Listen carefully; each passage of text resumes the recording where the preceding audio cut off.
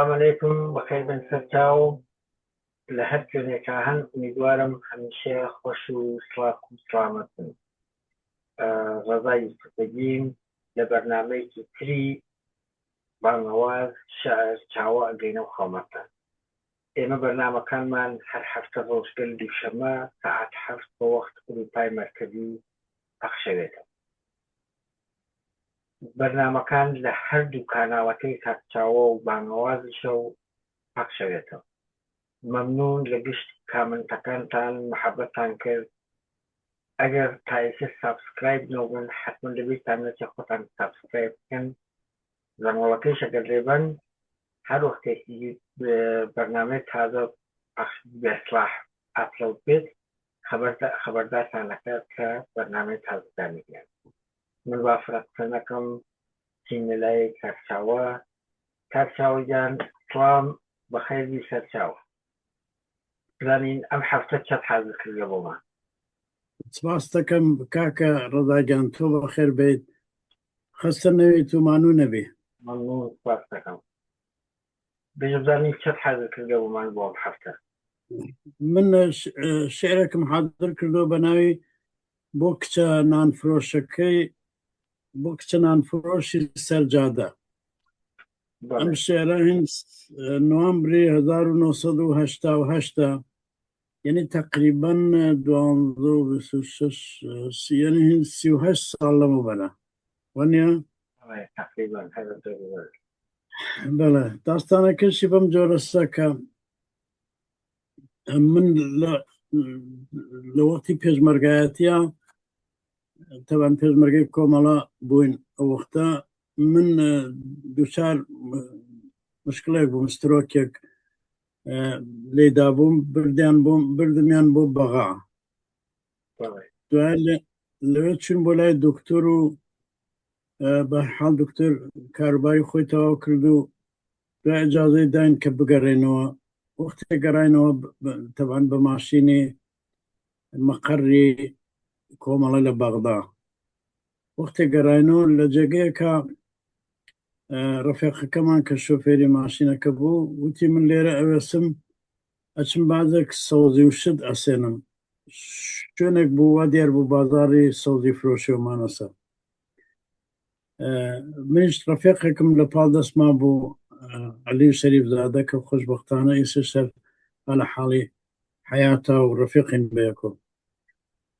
وەختی من تماشام کرد کەنیشکێک فەرغونێکی هەلە بەردەسا و نان ئەفرۆشێ. خۆ شەویش بوو تەقریبەن، وەلێتر شەو فرە درەنگانێک نەبوو، ئیتر تەقریبەن نزیکە و ئاخری شەو بوو، ئیتر بۆ ئەو کەنیشکە درەنگ بوو لەواخا. من وەختێکە ئەو کەنیشکە ئەو شوێنە ناوێ، ئەو شوێنە لە بەغا ناوێ حەی الجەمیلە بوو، یعنی مەحەلەی جەمیلە. حەی الجەمیلە وا دیار بوو ئێنە مەسەمایان سەوزی فرۆشیە یا هەرچی هەیە یا دەست فرۆشیە. ئەو کەنیشکە لێنە خەریک بوو نانەکەی ئەفرۆشت. وەختە تەماشام کرد تەبەن پڕ ناڕەحەت بووم، کەنیشکێک لەو شەرایەتا و بەو شەوە خەریکە نانەفرۆشی هێشتا نانەکەی تەواو نەبووە. ئیتر لە زێنمان نەخشتی بەست وەختێ گەڕاینەوە بۆ چوونە بۆ مەقەڕی کۆمەڵە و ئەمانە شەوەکەی من ئەم شێرمە دروست کرد و سبحەکەیان لە وەخت سبحانە خوێندمەوە بۆ ڕەفیقەکانی ئەو شوێنە ئەو مەقەڕە. ئەو کاک عەلی هاوڕێ عەلی شەریفزادەش هەر لەگەڵ ما بوو. ئەو زۆری پێخۆش بوو کە ئێوارە یەکترمان مەسەڵەن من پێم وتبووتم تماشای ئەو کەنیشکە بکە و ئەوانە ئەو بۆ ئەو کامەڵەن ڕۆشن بوو کە من ئەو تەسویرمە گرتووە لەو کەنیشکە وە شەو تەبدیلم کردو بەم شێعرە. شێعرەکە گفتوگۆی منە، گفتوگۆی شاعرە لە تەک کچە نانفرۆشی سەرجادە. دەی با تۆجە بەم وەزعیەت و ئەم تەوزیحاتە. ئیساگە ئیجازە بدەی من ئەی خوێنمەوە، دوای ئەگەر شوێنێکی بوو احتیاجی بە تۆزیح بوو تۆ پێم بێدە تا تۆزیح بم. هەم لە خزمەت. بۆ کچە نانفرۆشی سەرجادە ئەی کچە نانفرۆشەکە شەو درەنگە هەتاکەی ناگەڕێیتەوە درەنگ وەختە و شار بێخاوەن تاکەی لەسەر ئەم جادەیە ئەمێنیەوە ئەتبینم سرک و بێئۆقرەی وەک بێچکە ئاسکی بەجێما و بەجێ پێتەوە بەن نابی بەملاو ئەولاتە ئەڕوانی هەڵەستی دانیشیەوە نانەکانی فەرغونەکە دەژمێریەوە بەم دەست ئەو دەستت ئەگڵۆفی و ئەڵێ چی بکەم شەو درەنگە و فەرغونەکەم هێشتا نانی تێدا ماوە ئەی خوشکە نانفرۆشەکەم باری کەڵەی ڕوومەت سوتاو شار دامرکا جادە چۆڵ بوو خۆڵان تەواو تاریک داهات ڕێی ماڵەکەت چاونەبینە هەتاکەی ناگەڕێەوە بۆ ئەو ماڵە ڕەش و ڕووتەت دایکی هەژار دڵ لە دواتە دڵدارە قاچ خوراویەکەت چاوەڕێتە کوڕە جیرانی ئازیزت وا گشت ڕۆژێک ئێوارانە پاش 10 سەعات قوڕەکایی سەردەدا بڕوانی نەگراویەکەی سوورایی ئەزێتە گۆنات پزیسک ئەپشێتە چاوانت چۆلەکەی ئەو دڵە ناسکت باڵەفڕەی پێکەوێ نازانم ئەم شەو بۆ نەهات بە شوێنتدا بێ و نەبێ لە تاو شەکەتی ئەو هەژارش وەک سەخری کەساس کەوتووە دەهەستە پێ فەرغونەکەت و پێش خۆتدا کیژۆ لە نانفرۆشەکەم شەو درەنگە کەس نەماوە ئەو زگتێرە ناکەسانە وا بۆ دوونان 4 جار موچەی نانەکانە دەشێوێنن ئەو چاودراوە پەستانە وا لەگەڵ هەر تمەنێکدا دوو قسەی سووکت پێڵێن تپیان لێکە نانی ئەو دەستە پاکانت مەفرۆشە بەو ناپاکانە ئەی خوشکە چاو سوتاوەکەم خۆزگام زانی شەوانە ئەو کاتانەی لەگەڵ دایکت لەبەر نێڵەی گڕا هەتا دەمە و بەیان تەپ تەپ نانەکەن بۆ فرۆش خۆزگام زانی چی ئەڵێن چۆن باسی ڕزگار بوونەکەن لەم ژیانە بێفڕەتان نۆڤەمبری 1988 گەڕەکی حەیل جەمیلە لە بەغدا دەستیشاو خۆش بەڕاستی قسەنگ بوو من ڕاستەکەی لە مقایسە لە تەرک شعرەکانترە ئەو پێچیدگی و هینیەتیان نابینم یعنی مەسەڵەن کەلیمە گەلێکە سەخت بێ بۆ حاڵی بوونەوەنە وەلێ بام حاڵە گەرتان تەوزیحتێکتانە فەرموو من وەبدام جاری پێشوش قسەم بۆ کردی من سعیم کردو شعرەکانم ئیمڕۆ لە یعنی ئیسامان بەتەین 40 ساڵەمە بەرە تقریبا بەڵام ئیمڕۆ لە وڵاتانی ئوروپایی و ئەمریکا شماڵیا بەم جۆرە شێرە شاید ئەڵبەتە لە 56 ساڵ بە لەیسەوە وەلەیسە بەم جۆرە شێرێژن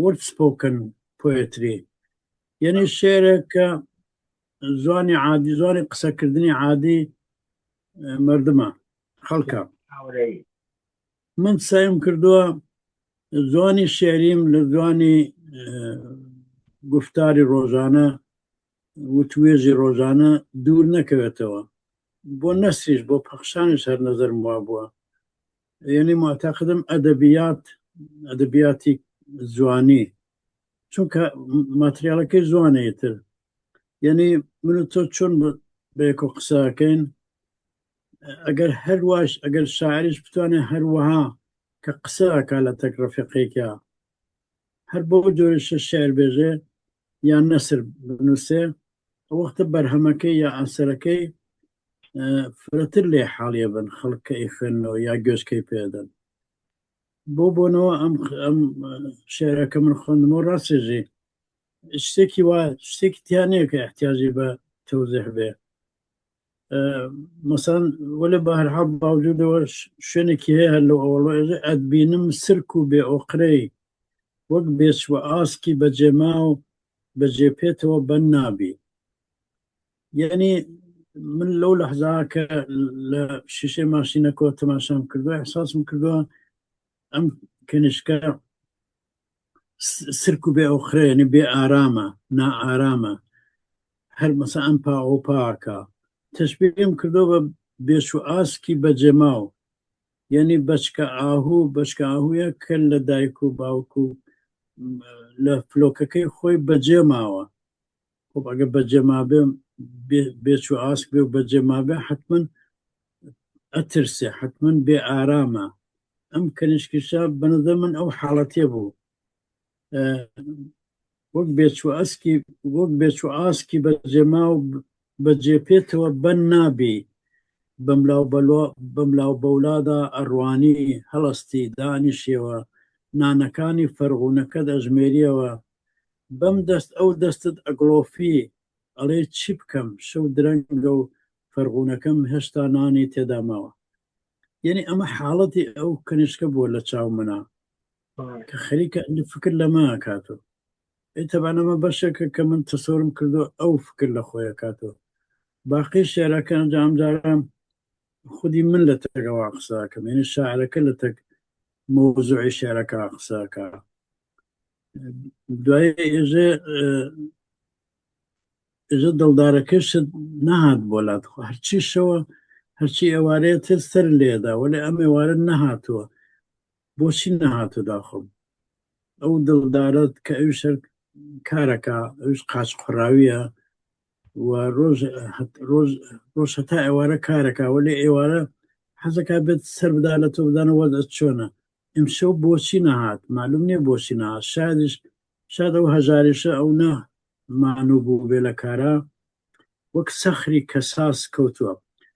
ئیسلاحی سەخری کەساس لە کوردیانی یعنی بەرد، سەخر یعنی بەرد، سەخری کەساس یعنی بەردی بێدەنگ، مەسەن بەردێک تەلە بەردێک چۆن کەوتووە لێ بێدەنگ. ئەو شاد دڵدارەکەی تۆ لە مانوێتیە وای بەسەر هاتووە، ئەگینا بۆچی نەهات بۆلات؟ یعنی ئەو ئەحساسی نائەمنیە لایەنی حاڵات فکرم کردوتە ئەم کەنیشکە نانفرۆشە کەسە ئەحساسی نائەمنیەکە فکرشی ها بەلای دڵدارەکەیەوە کە هەرچی ئێوارەیە هاتوو بۆ لای سەری داوە، ئێمشەو بۆ سەرین بۆ نەهاتوو، بۆ تایسە سەری نەداوە. بەم معنایە نائارامترە، یعنی هەم نائارامی بە بۆنەی نانفرۆشیەکە هەیە، هەم نائارامی بە بۆنەوە کە دڵدارەکەشی نەهاتوو بۆ لای. ممکنەیە کە بێت جابانە چڕەبتێکی هەیە بەیەکۆ، وەلێ ئەمە سەبکی منە، ستایلی منە.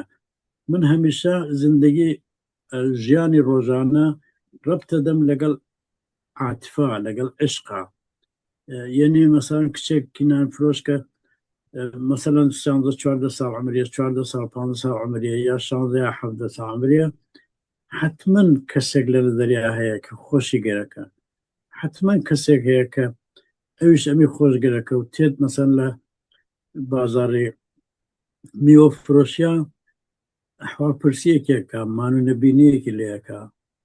یعنی وها نییە من لە شێری منە ئینسان تەنیا نییە، ئیحساسی تەنیایی هەیە، بەڵام ئینسان تەنیا نییە، هەمیشە کەسێک هەیە، یا دایکی یا دڵدارەکەی کە هۆشی هەبوو.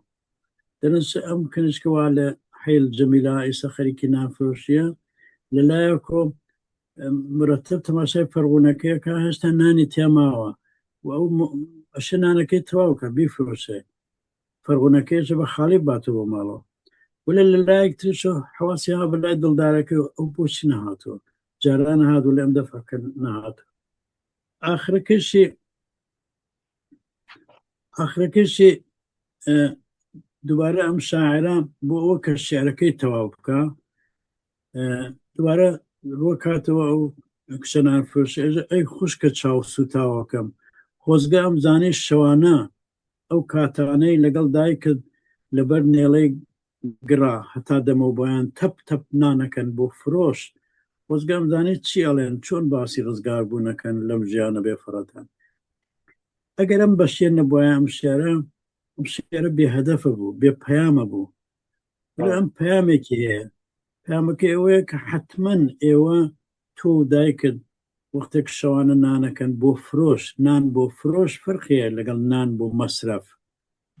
یعنی نان کالایەکە،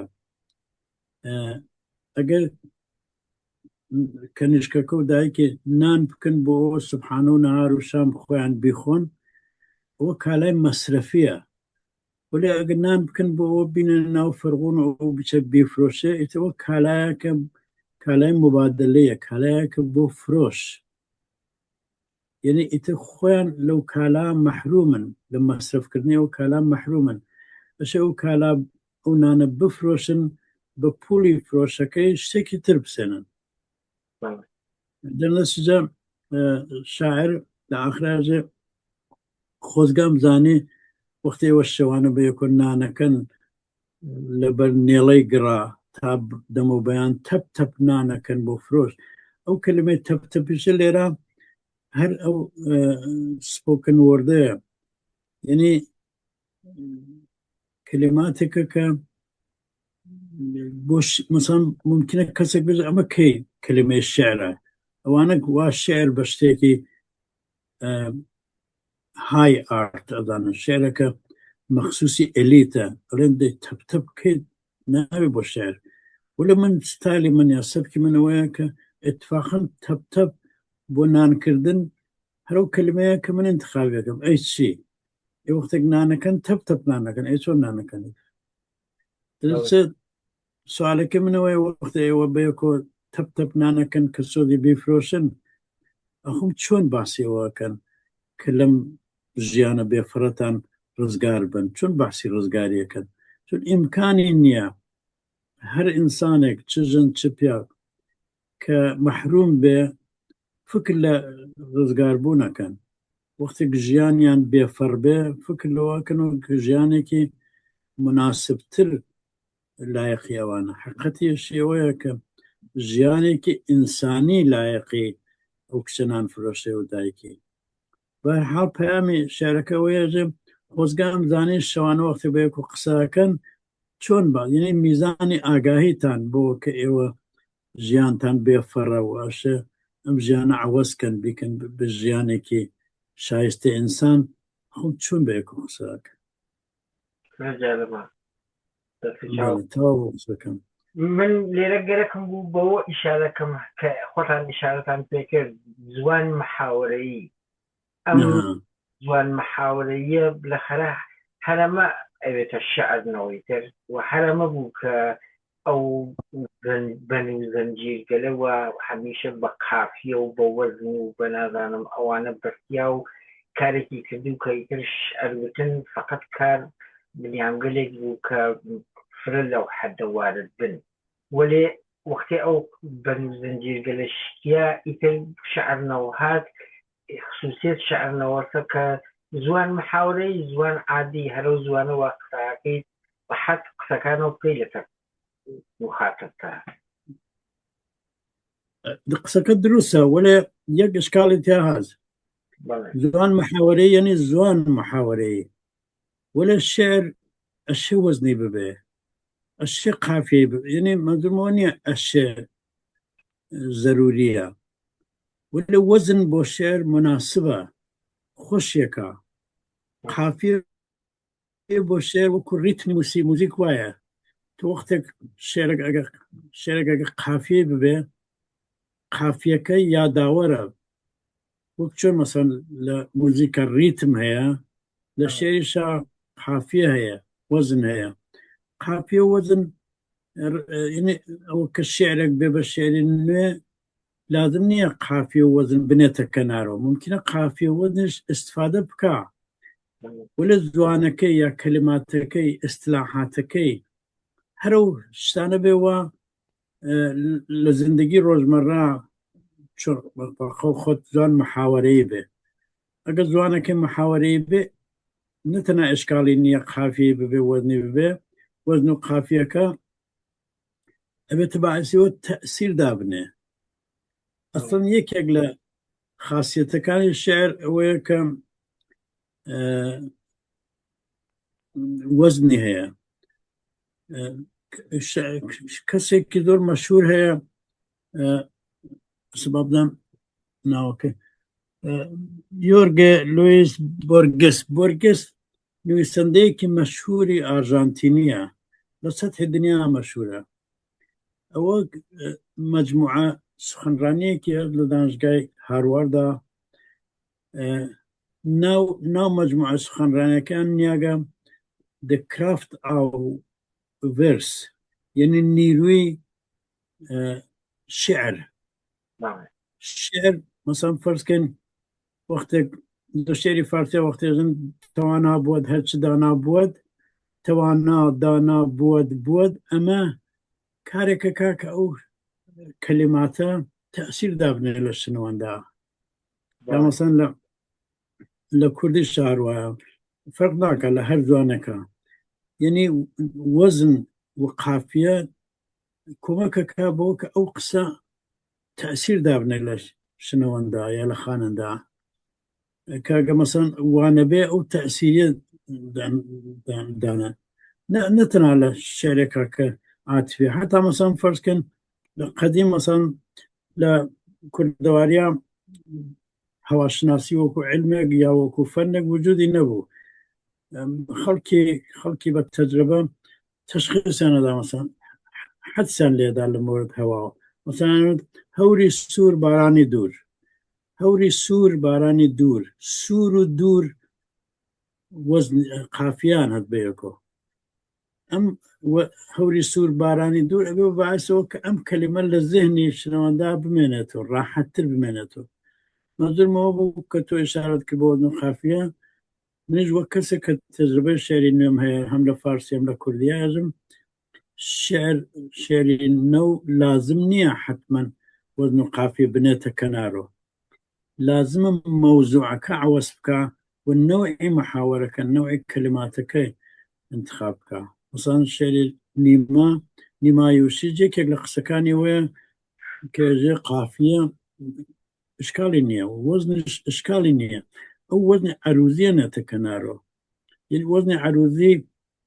احتیاجی بە تۆزیحاتێکی زیاتر هەیە ئێستا وەختمان کەمە وەلێ مەسەڵەن فەرزکەن مەسنەوی حتمەنەشە ئەم مەسعەکە لە تەک ئەو مەسعەکە یەکێک بێ یا غەزەلەشە لە وەڵە تا ئاخر وەکو یەک بێ ئەم قەواعدە شێری نوێ ئەمانە نێتە کەنارەوە ئەم بە خۆت وتت ئەم زنجیرگەلە نێتە کەنارەوە وەلێ وەزن نانێتە کەنارەوە قافیە نانێتە کەنارەوە شعرەکانی من منزورم ئەوە نەو منزورم ئەو بوو کە شعرنە و ئیتر ئیلزامی نییە ئەم وەک ئیلزامی حتمەن ئەشێ ئەوەیە ئەو ئەشێ نییە دقیقاً قسەکەت کامڵەن دروستە ئەشێ نییە یعنی ئیلزامی نییە ڕاستەکەیش بوو خۆ بوو وەلێ ئەوە کە بیت خۆت بە مولزم بزانی حتمەن ئەشێ ئەم شتە ڕعایەت کەیت و ئەم وەزن و قافیەوەمانە وەک ئەشێ نییە دقیقاً ڕاستی بوو ئەشێ نییە اتفاقاً ئەگەر لە فرسەتێکا من بتوانم شەرحی بدەم ڕۆشنیەکەمەوە کە وەختێک ئەبێ بە ئەشێ وەختە معناکە تەغیرەدا یعنی شاعر ئەگەر خۆی بە مەجبور بزانێ قالبێک بۆ شێعرەکەی ڕعایەت بکە ئەوکە پێشن شێری عەروزی ئەگەر خۆی بە مەجبور بزانێ بعد وەختێک لەبەر ئەو مەجبوریە معنای شێعرەکەی عەوەز دەبێ معنای شێعرەکەی خراوەکە دەبێت یعنی دەست خۆت بێ ناخۆشەکەم ئێمە 5-6 دقیقەتر وەختمان ماگە ئەتانین خولاسەی بکەینەوە خاصە 5 دقیقەتر وەختمان ماگەوە لێوا ڕەحمێک بە شنەوەندە بکەین